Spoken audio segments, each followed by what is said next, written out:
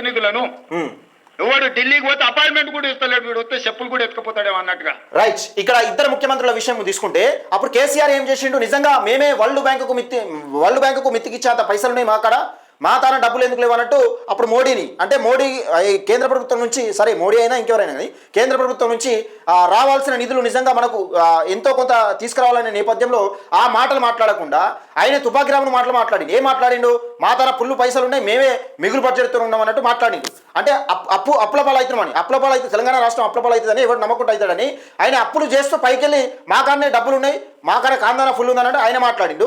ఈరోజు ఈ ముఖ్యమంత్రి ఏం మాట్లాడుతున్నంటే, ఈరోజు ఈ ముఖ్యమంత్రి మా తన డబ్బులు లేవు, పోతే కూడా ఎవరు నమ్మటట్లేడు, అసలు ఢిల్లీకి పోతే చెప్పులు ఎత్తుకపోతారని అనే పరిస్థితికి, అంటే రాష్ట్రాన్ని ఒక మీడియా ముంగట ఈ మాట మాట్లాడడానికి నిజంగా తెలంగాణ ప్రజల ఆత్మగౌరవాన్ని కించపరిచినట్ట కాదా? ఇప్పుడు తెలంగాణ ఈ భారం అంతా ఎవరి మీద పడుతుంది?